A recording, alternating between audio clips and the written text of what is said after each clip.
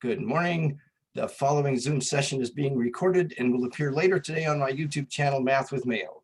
There are two different classes that may be observing the session. Let's see here.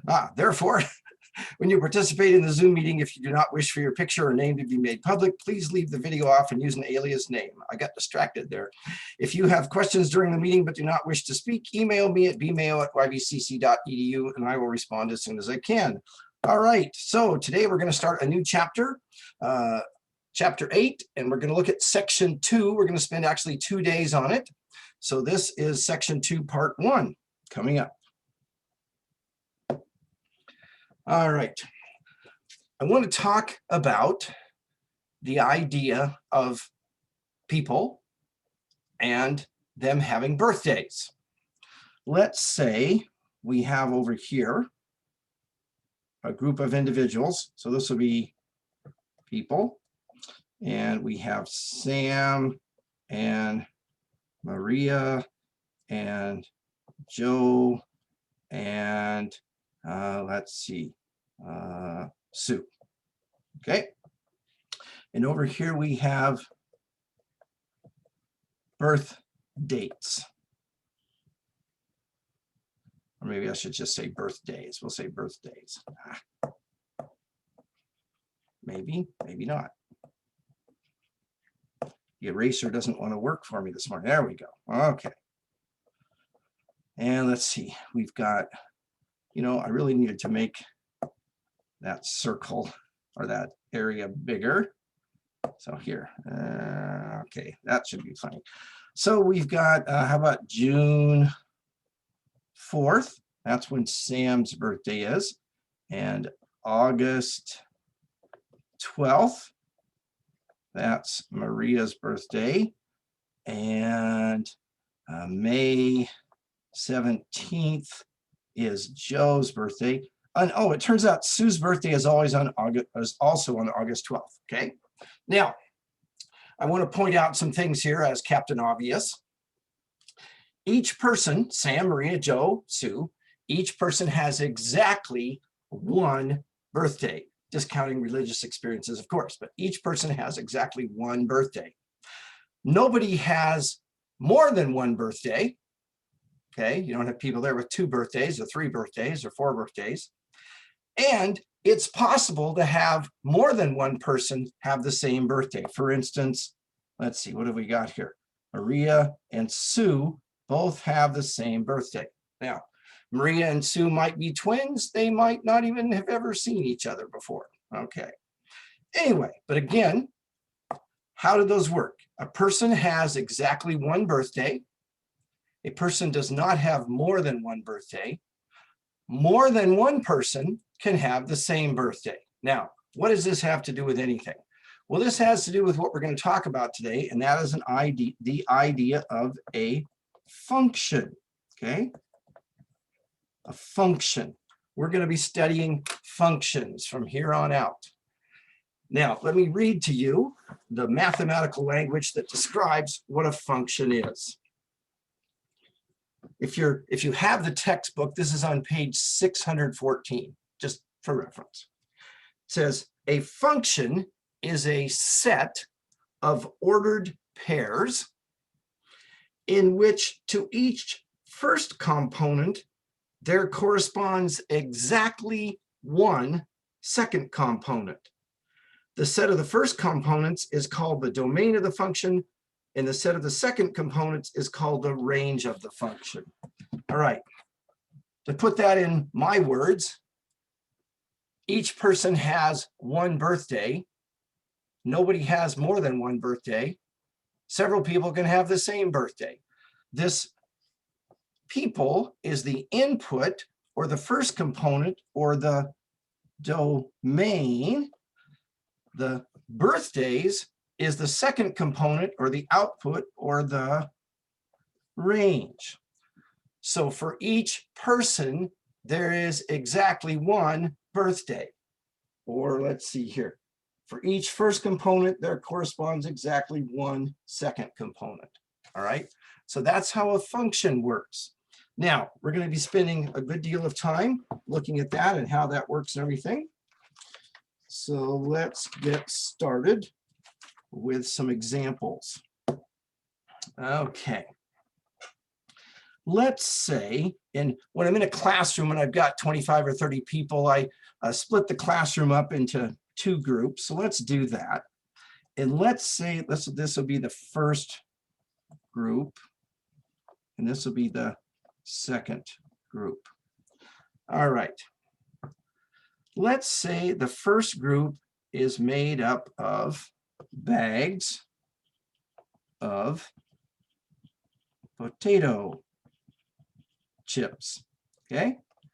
So everybody in the first group represents a bag of potato chips. The second group represents different weights of bags of potato chips. So my question to you is, does this describe a function or not? And I'm going to go ahead and answer my own question. I'm going to say yes, because each bag of potato chips over here only has one specific weight over there. You don't have a bag of potato chips that has one weight and then has another weight. Now, I suppose you could say, well, after you eat some, it changes weight, but at a specific time, a bag of potato chips only has one weight. You could have 2 bags of potato chips having the same weight. So it's a function. Okay? I don't know if that makes any sense or not, but let's take another look at one. This is going to be band members, and this is going to be instruments. Okay? So you've got members of the band over here, and you've got instruments over here, and we could, you know, describe people's names and what instruments and everything. Okay, so is that likely to be a function or not? Oh, I should say band members and instruments, they can play. Function or not? Anybody want to take a stab at it? Yeah, Okay, what do you think? Yes or no? I think it is. Okay, what about this? Let's say Joe is in a band and Joe can play the guitar and the drums. Now, would it be a function? No. Right, and now I'm making some assumptions here that may or may not be true, but typically if you had a band, there would be at least one member of that band that could play more than one instrument. That would be a fair assumption. So I'm making that assumption, in which case this would not be a function because Joe plays more than one instrument. You see that? Okay. Yeah. All right. Let's talk. This is starting to come together now. What's that? This is starting to come together now. Awesome, awesome. That was my plan all along. All right, let's talk about women and doctors. So these dots represent women and these dots represent doctors. So does each woman have just exactly one doctor? Is that likely? If you're a woman or if you're a guy who's married, you would know the answer to this. No. No, I've never met a woman that only has one doctor, okay? You know, women have all these specialists and everything. So typically a woman has, oops, more than one doctor. So this is not a function, okay? So pretty much if in order for it not to be a function, the first part has to not have 2 domains, or Okay, say that again. so the domain's the woman, right? Yes. Okay, so in order for it not to be a function, the domain can't have 2. It can only have 1, right? Okay, I think you're trying to say it correctly, but you're using the word not when you shouldn't. For it to be a function, it cannot have more than one. The woman cannot have more than one doctor. Yes. You were saying for it to not be. So if each woman has just one doctor, that would be a function. But if a woman has more than one doctor, it is not a function. If one input goes to more than one output, it does not describe a function. Okay? Yeah, that's what I meant. Thank you. Yeah, I thought so. Okay, all right. Now, we're going to look at some more examples here. And I'm going to form a set. I can't draw these things very well. 7, -1, and -1, -1, and -5, 3, and 8, -6. All right, this is a set of ordered pairs, okay? The domain would be the inputs or the X values or the first coordinates. The range would be the Y values or the output or the second coordinates. So for this function, excuse me, for this relationship, is it a, well, let's see, is it a function, first of all? No, Why not? because for the ones, it has 3 ones right there. So it would be 1 input for 2 outputs. Right? Careful, careful. Okay, now, this is an input, and this is an input. So we've Yes. got 2 different inputs going to the same output. Can 2 people have the same birthday?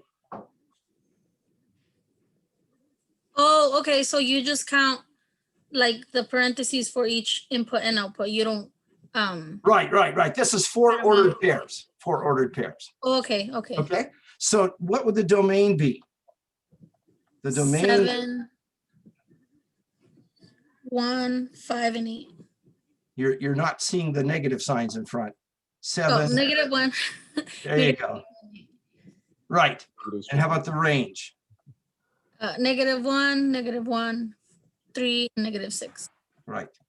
And we don't need to list the range, the -1 twice, because it's still there. Okay, so there's your domain and range.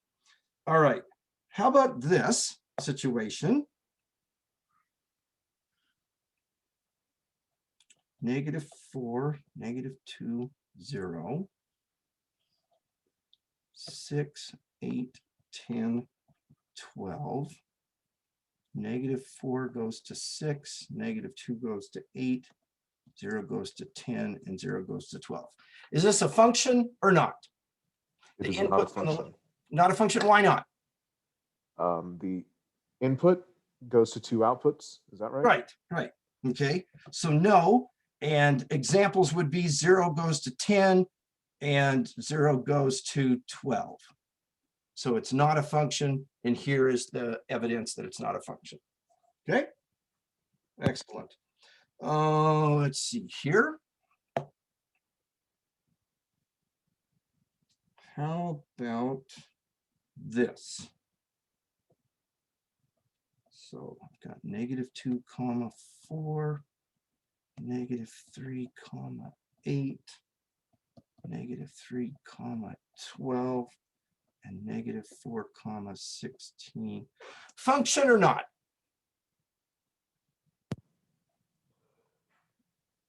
Again, I believe it is not. Correct. Why? There are 2 -3s in the input value. And different output values. Excellent. Okay. All righty. Now, domain, range, input, output. Whoops.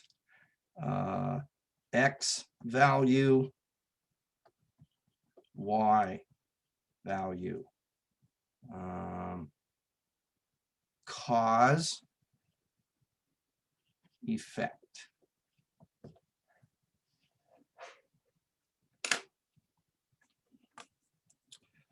Has anybody been outside yet today? No. Yeah. Okay. Did you wear a coat? Yeah, Why? because it's cold. Okay, so you wore a coat because it's cold. The cause was the cold. The effect was you wore a coat, right? Yeah. As opposed to if I stood at the door and put on a coat and said, oh, I'm going to make it cold outside. So I put on a coat and step outside and suddenly the weather changes and becomes cold. No, I don't control the weather, right?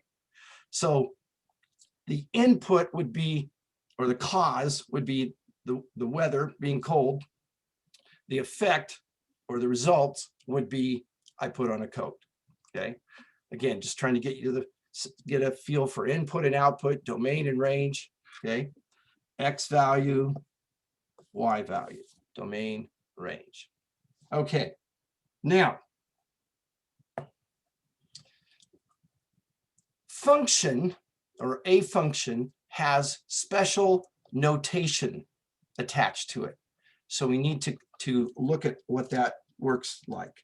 Let's say I had the equation y equals 2x minus 4. Okay. And I am going to create a table of values.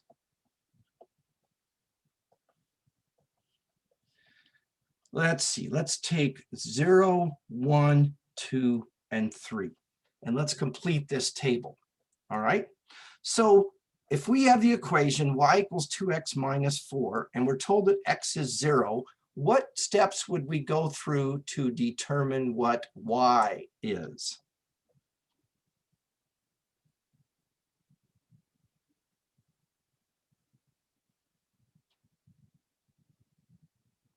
Nobody remembers how to make tables? You would multiply 2 times 0 minus 4.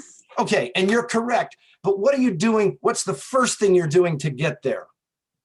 Why are you multiplying 2 times 0? What did you do to get there? You put the 0 where the x is, so then Bingo. That's what I was looking for. Yes. So you're going to put the 0 where the x is, right? So you'd get 2 times 0 minus 4, which is negative 4, right? Okay. How would you determine what y is if x is 1?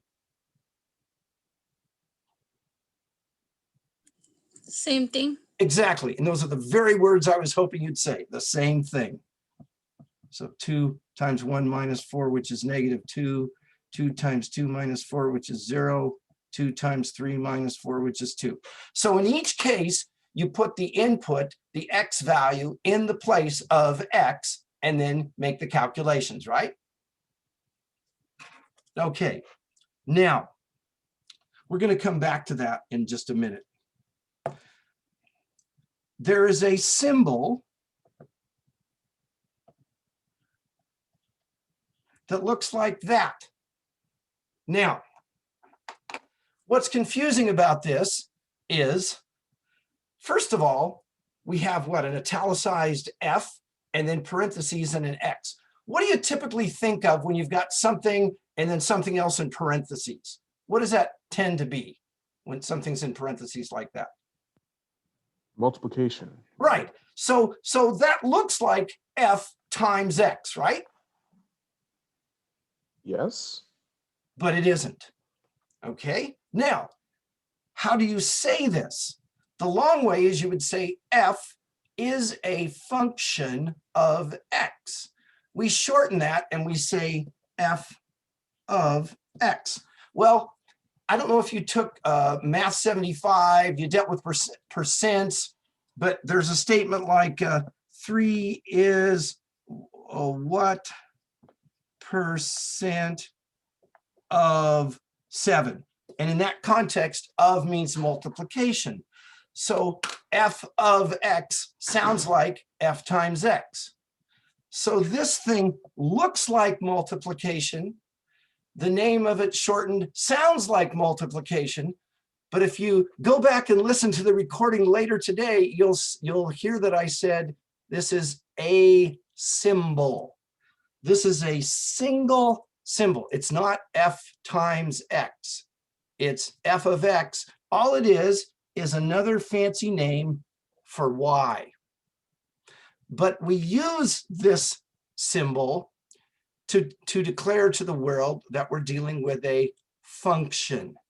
So how do we write that? Well, going back here, oops, instead of y equals 2x minus 4, we'd say f of x equals 2x minus 4. Okay, so when I use this symbol, I am saying that this is a function. For each input, there is exactly one output, and all that comes along with the properties of a function. Okay, now, how would I go about finding these table values? And how would I write that? This is what it would look like.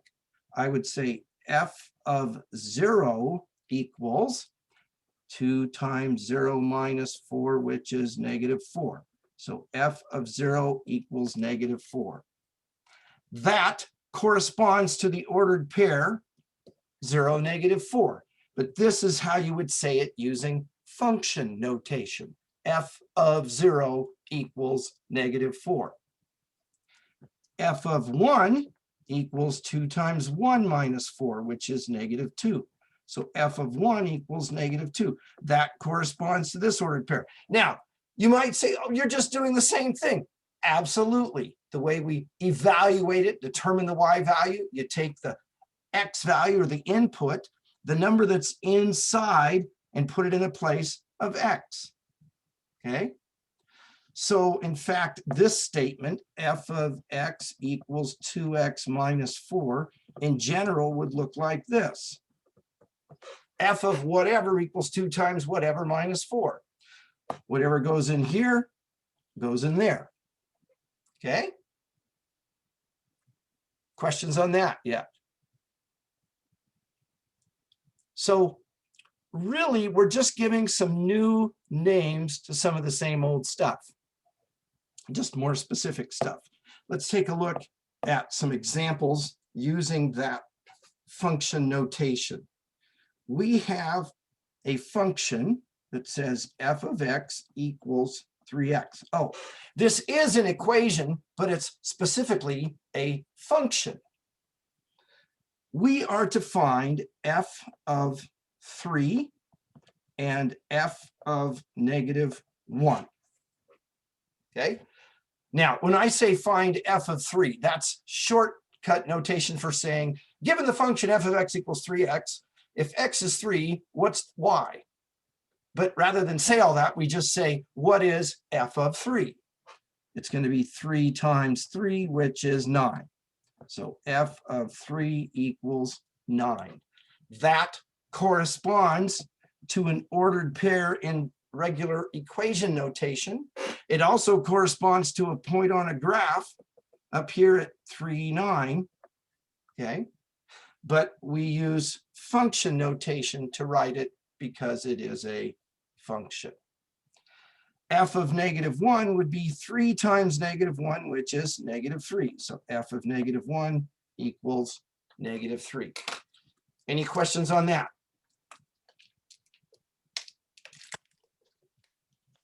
All right. Let's take a look at some more examples. G of x equals x squared minus 2. Hold on, wait a minute. What am I doing throwing a G in there? Okay. Just like we typically use x and y as variables, but we could use other letters as well. We typically use f of x to replace y, but we could use other letters as well. For instance, if we were in a business algebra class, what is it, Math 111, I think, we might talk about a profit function, which we write as P of x equals something, or a revenue function, R of x equals something, or a cost function, C of x equals something. So quite often we use letters to specifically stand for a kind of function.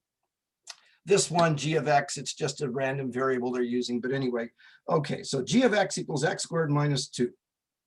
They want us to find g of 2 and g of 3. So to find g of 2, we put 2 in the place of x, and we get 2. So G of 2 equals 2. To find G of 3, we put 3 in the place of X. We get 9 minus 2, which is 7. So G of 3 equals 7. Any questions on that? All right. So the input value, for instance, here 2 is in the domain, and the output value is in the range. So 2 is in the domain, corresponds to 2 in the range. 3 is in the domain, corresponds to 7 in the range. Okay. H of X equals 3 divided by X minus 4. We are to find H of 5 and H of negative 2. So once again, the number that's inside the parentheses goes in the place of X. So we get 3 over 5 minus 4, which is 3 over 1, which is 3. For H of negative 2, we get 3 over negative 2 minus 4, which is 3 over negative 6, which reduces down to negative 1/2. Okay. Any questions there? Okay, let's see here.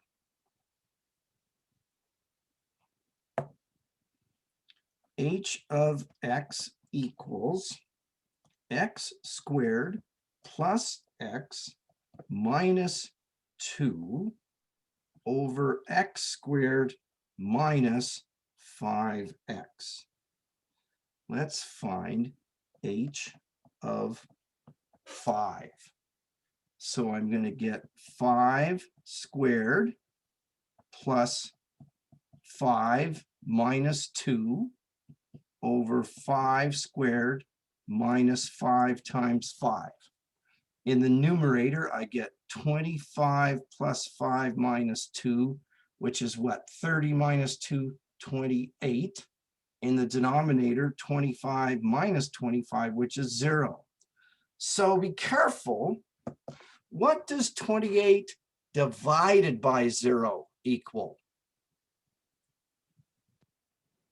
It's just 0, right? No, 0 divided by 28 would be 0. But if you divide by 0, what do we say it is? Anybody? 28. No? 1. I don't know the actual word, but it's not a solution, right? Okay, it's undefined.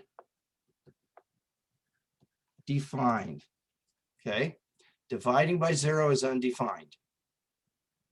All right. So now,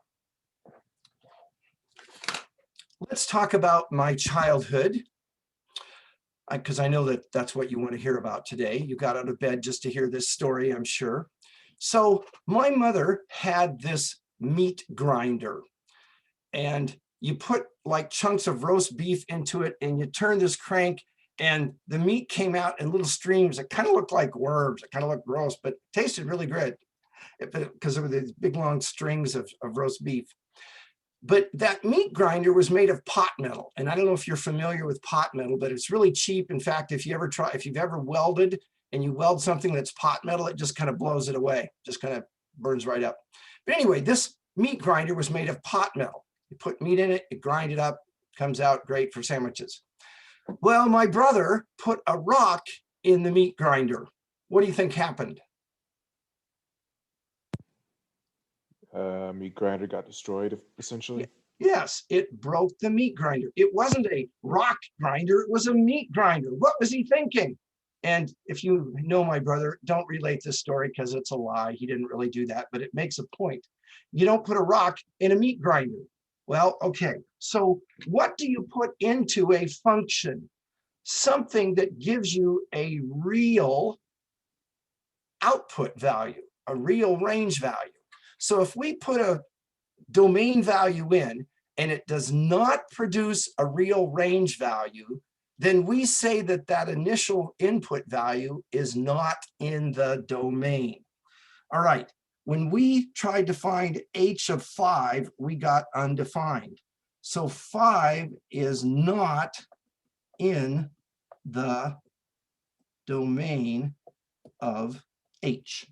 Okay, for this function, 5 is not in the domain because it does not produce a real output. Okay, let's take a look at another example. So for this one, if we were to get it like as a that we had to do it, will we just write undefined on it, or will we write? Yes, A? Okay. you would write undefined. Okay, now let's take a look at another example using this same function.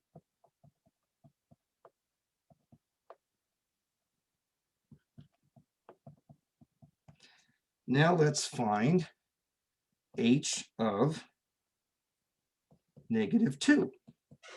Okay, so we get -2, the quantity squared, plus -2 minus 2 over -2, the quantity squared, minus 5 times -2. Notice since it's x squared, it's all of the -2 squared. The negative is inside what's being squared. All right, now -2 squared would be 4. And then we've got what? -2 minus 2, which is 0. So the numerator is 0. The denominator, -2 squared, is 4. And then -5 times -2 would be +10. Whoops, 14. What is 0 divided by 14? It would be 0 this time, right? Yes. So 0 is a real output. So -2 is in the domain of the function, but 5 from our previous example is not in the domain. Okay. All right, here, let's see. Okay. So, Yes. so anytime we get 0 on the bottom, it's undefined. Yes. Okay. And that's going to come up in the future. So beware the 0 in the denominator. It's all fun and games till you divide by 0. There's even a t-shirt that says that. All right. What happens if there's a 0 in both the numerator and the denominator somehow? Ah, you would ask that, wouldn't you? Well, in calculus, if I recall correctly, but the last time I worked in calculus, I think was probably before most, if not all of you were born, but I believe it's called indeterminate. And I don't remember exactly how you deal with it, but I don't think that should come up in this course. If it does, shoot me an email and said, you said it wouldn't come up, what happened? But yeah, so a non-zero number divided by 0 is undefined. 0 divided by a non-zero number is 0, and 0 divided by 0, we'll just pretend that isn't going to happen this quarter. But I believe it's called indeterminate. Okay. All right, but good question. So now let's say I've got g of x equals 2x. Okay. How would you find g of 0?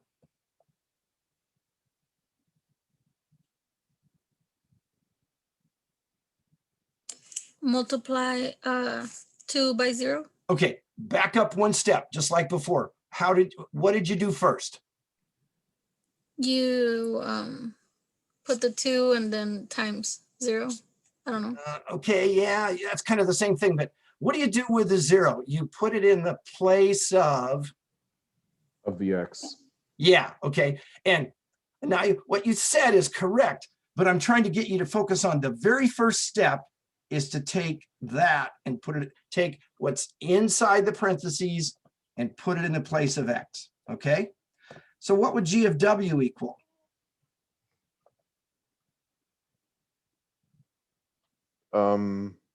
You'd put w instead of the x, right? So what would you get? 2w? Uh-huh. Don't overthink it. Don't overthink it. That's correct. How about g of star? What would that be? 2 star. Good. How about g of Barbie? What would that be?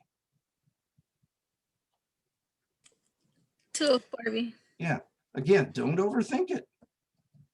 How about G of Sorry, Ken? you're just surprising me. What's G of Ken? Well, welcome to Mr. Mayo's wild classes. What's G of Ken? That'd be 2 Ken. Yeah. Okay, now, how about G of W plus 1? Oh, this is where the fun begins. Don't overthink it. What are we going to do with that W plus 1? Put it in place of the X. So what's it going to look like on the right-hand side? What am I going to write? 2 multiplied by W plus 1. Is that right? Like that? In parentheses. There you go. 2 times parentheses W plus 1, and then distributing, we get that. Okay? Yeah. All right. What's G of star plus moon? What would that be? That would be 2 star 2. plus moon. It'd be 2 times the quantity star plus moon, right? Which would be 2 star plus 2 moons. Okay? Yeah.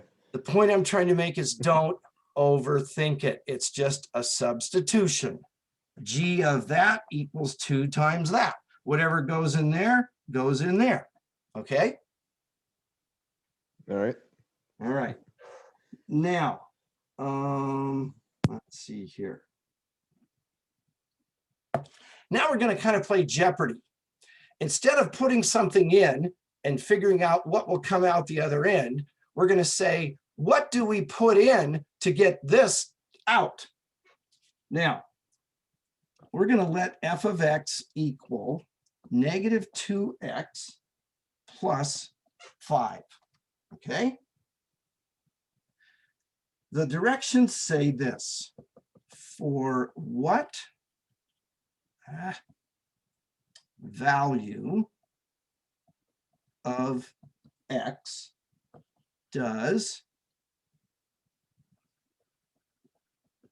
function f have the given value? And it says f of x equals 0.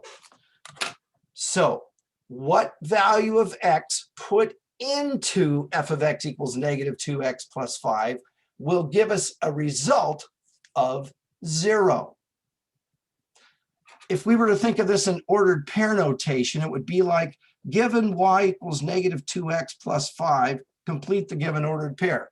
What do you put in for x to get 0 for y? So how do we go about doing that? What are we going to do with this function?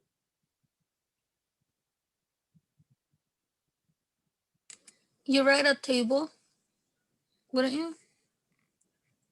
Well, I'll tell you what would you do? Let's see, let me do this. Y equals negative 2x plus 5. How would you complete that given ordered pair? How would you determine what x was? You put negative and then negative 2 times 0 plus 5. But this isn't x, is it? What is that? 0. Yeah, but what? Yes, it's 0, but is that x? Yeah. You put it in the Y. Yeah, Where this the is y is. y. Okay, ordered pairs come in the form xy. So this is y. I heard, was it Sarah that said it? What would you do with a 0? Maybe it was somebody else. You plug it into where the Y is. Right. So you'd have 0 equals negative 2x plus 5. Okay. So they're telling us the y value, put that in for y to find x. Now, how would you find x? How would you solve that equation for x? You'd subtract the 5 to get it over to where the 0's at and Okay. get x alone. Okay. Then what? You'd divide it by negative 5 by a negative 2. So x would be 5/2. Right?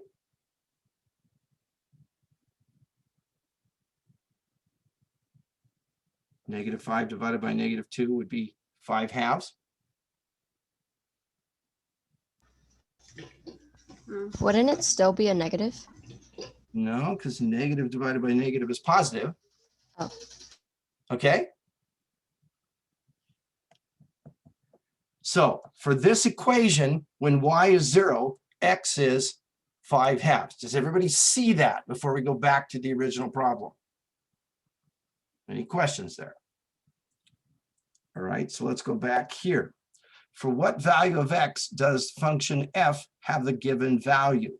Well, remember f of x is just another name for y.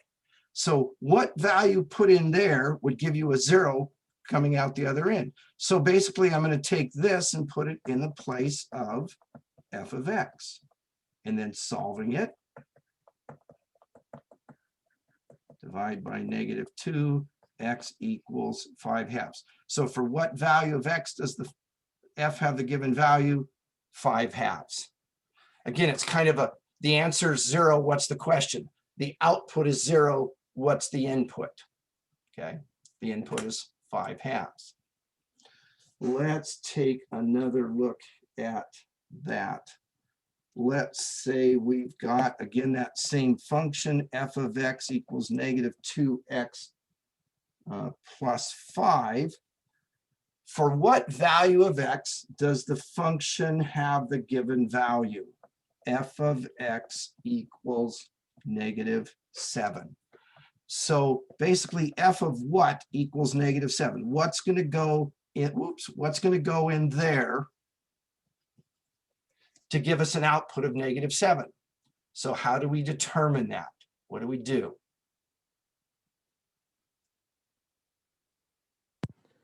We put -7 in the place of f of x. Yes. Is that right? Yes. This replaces that. We're not finding f of -7. We're replacing all of f of x with -7. We're replacing y. So we get that equation. Okay. Solving it, let's see, we'll subtract 5 from both sides. -12 is -2x, divided by -2, x is 6. So basically, f of 6 equals -7.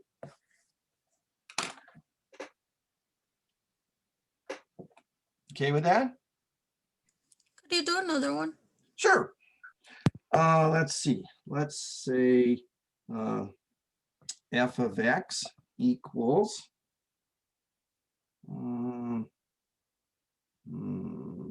let's see here, 3/2 x minus 2. For what value of x, so we want to know what x is, does the function f have the given value f of x equals -1/2? So the output is -1/2. What's the input? It's like trying to complete that ordered pair, question mark. What input gives us an output of -1/2? So -1/2 is going to go in place of y, or f of x. So -1/2 equals 3/2 x minus 2. Okay. To solve for x, do you want to clear the fractions or live with them? It don't matter. It don't matter? Okay, let's live with them. So we'll add 2 to both sides. What's -1/2 plus 2?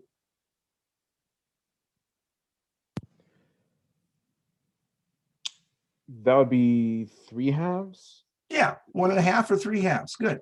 Okay. So now, what would you do to solve for x? What do you do when the coefficient is a fraction? What do you do with it?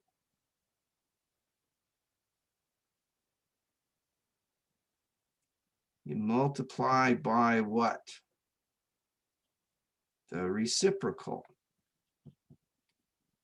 3 is reduced, the 2 is reduced, and x equals 1. So f of 1 equals -1/2.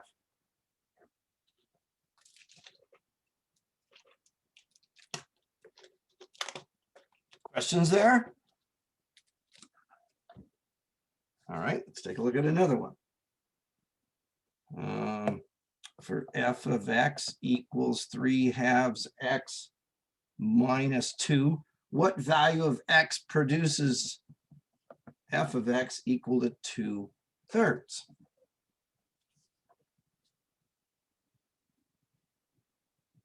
So you're going to take 2/3 and put it in the place of f of x. So 2/3 equals 3/2 x minus 2. We'll add 2 to both sides. So 2 and 2/3 equals 3/2 x. What would 2 and 2/3 be as a single fraction?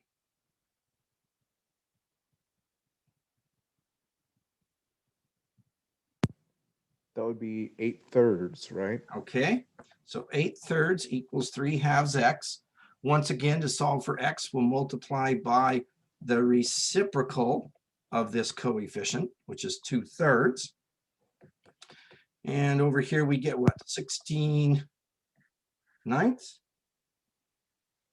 So x is 16/9. Okay.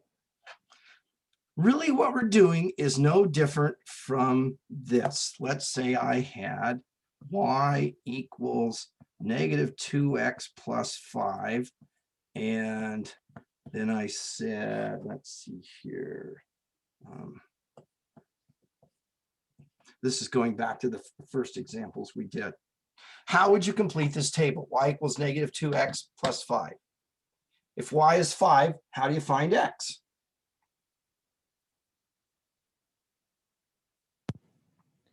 You replace the y with the appropriate number, right? Right. So you'd put 5 in for y, and then you'd solve for x, right?